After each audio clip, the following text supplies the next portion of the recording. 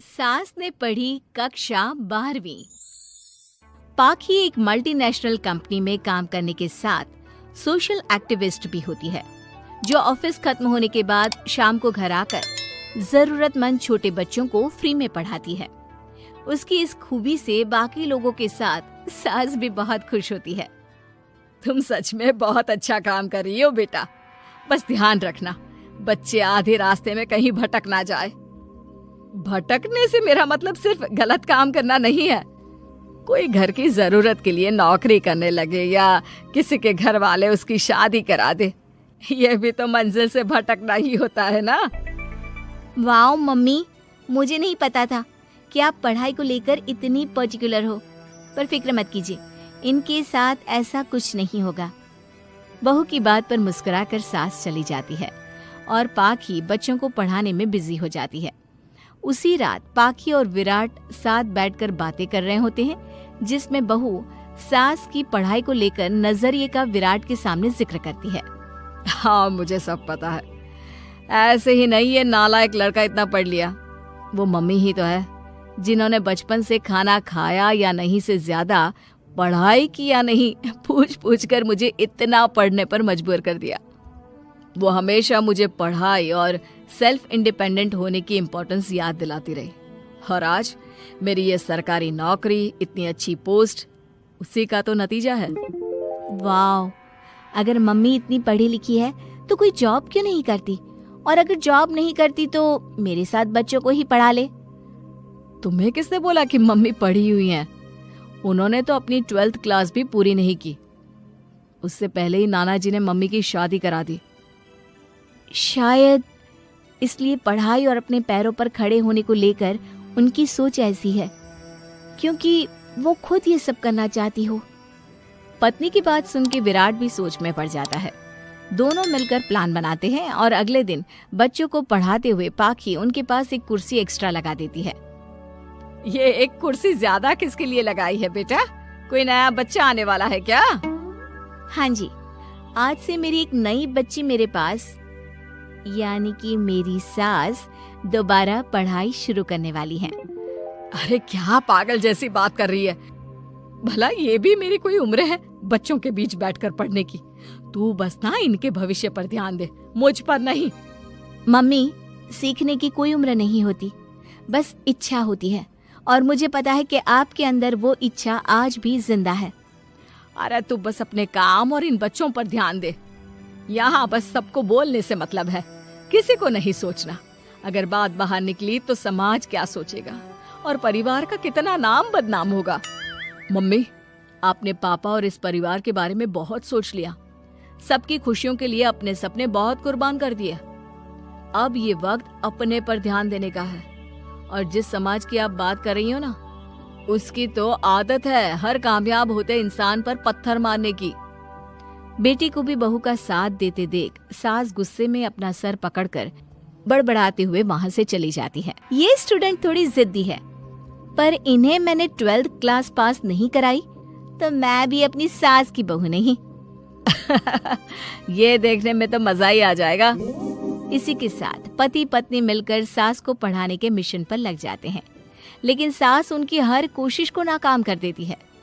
एक शाम विराट अपनी मम्मी के लिए 12th क्लास की बुक्स लेकर आता है, जिन्हें देखकर इस बार सास का गुस्सा उन दोनों पर मानो फूट ही पड़ता है।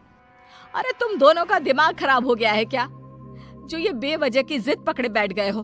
मैंने एक बार बोल दिया ना, मुझे कोई पढ़ाई नहीं करनी। इसके बाद मेरी पढ़ाई को लेकर मुझे घर में कोई जिक्र नहीं चाहिए। पोता पोती पकड़ने की उम्र में किताबें पकड़ूंगी तो अच्छी लगूंगी क्या? अरे परिवार का मजाक बन जाएगा। मम्मी, पोते पोती आप पढ़ने के बाद भी तो खिला सकती हो। और रही मजाक बनाने वाले लोगों की बात, तो उनके पास खुद का कोई सपना होता नहीं, इसलिए दूसरों की उड़ान रोकने की कोशिश करते रहते हैं। बस एक बार माँ, आप कोशिश तो करो। अगर अच्छा नहीं लगा तो हम दोबारा कभी नहीं बोलेंगे। बेटी की बात सुनकर माँ सोच में पड़ जाती है और ये सोचती है कि थोड़े दिन पढ़ लेती हूँ और उसके बाद पढ़ने में अच्छा नहीं लग रहा, ये बोलकर मना कर दूंगी। ऐसी प्लानिंग बनाकर वो पढ़ने के लिए तैयार हो जाती है। मौके का फायदा उठाकर तुरंत वे लोग सास का ओपन से 12th में एडमिशन करा देते हैं। मम्मी, आज से आपकी सारी जिम्मेदारी मेरी। अब तो आपका नाम टॉपर के लिस्ट में आने से कोई नहीं रोक सकता। ये मेरे सीधे बच्चे, इन्हें अंदाजा भी नहीं कि माँ का प्लान क्या है। पाखी सास को पढ़ाना शुरू करती है। दिन बीतते हैं जिसमें धीरे धीरे सास भी कंफर्टेबल होने लगती है, लेकिन फिर पाखी एक सब्जेक्ट पढ़ने के लिए ट्यूशन जाने का सजेशन देती है, जिस पर बहुत गुस्सा, ड्रामा करने और पाखी के लाख बार मनाने के बाद एक बार फिर सास तैयार हो जाती है। थैंक यू मम्मी, आपको नहीं पता कि आपका 12th क्लास पढ़ना हम दोनों के लिए कितना ज़रूरी है। अब ये सिर्फ आपका नहीं, हमारा सपना भी बन गया है। बहू की बात सुनकर सास अपने प्लान को लेकर सोच में पड़ जाती है। अगले दिन पाखी सास के साथ उन्हें ट्यूशन छोड़ने जा रही होती है, जहाँ रास्ते में पड़ोस की कुछ औरतें बैठी मिलती हैं। अरे वाह विराट की मम्मी, तुम्हारा इस उम्र में पढ़ाई का कौन सा भूत जाग गया। बहू को बोलो कि पोता पोती दे दे और बच्चों के साथ खेलो। अरे क्या उनके बीच बैठकर अपनी खिल्ली उड़वाने चल पड़ी। आंटी जी, जब सरकार या भगवान ने सीखने की कोई उम्र नहीं रखी तो आपको क्या दिक्कत है। अरे देखो तो जरा, बहू की जुबान कैसे कैंची जैसी चल रही है। अब सास घर संभालने की जगह इन सब चीजों पर ध्यान रखेगी तो बहू के तो ये हाल होने ही है ना। देखा बहू, इसलिए बोलती थी, अरे खाली दिमाग वालों से बहस नहीं करनी चाहिए, क्योंकि वो जब भी मुंह खोलेंगे गू ही बोलेंगे। उदाहरण तो तुमने अभी देख लिया। वैसे बहन, मैं तो अपना सपना पूरा कर लूंगी, लेकिन क्या यहाँ बैठकर पंचायत करने के अलावा तुम लोगों का कोई दूसरा सपना भी है। सारी औरतें चुप हो जाती हैं और सास बहू चले जाते हैं। अब सास के अंदर पढ़ने की इच्छा जाग उठती है और वो अपना प्लान छोड़ मन लगाकर पढ़ाई करना शुरू कर देती है। देखते ही देखते 1 साल बीतता है और बोर्ड एग्जाम शुरू हो जाते हैं। मम्मी, एग्जाम के लिए जाने से पहले जल्दी से ये दही शक्कर खा लो।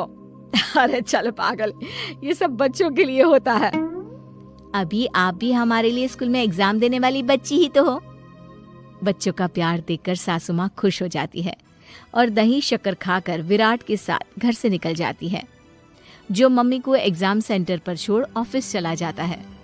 इसी तरह समय बीतता है और एग्जाम खत्म होने के बाद देखते ही देखते रिजल्ट भी आ जाता है।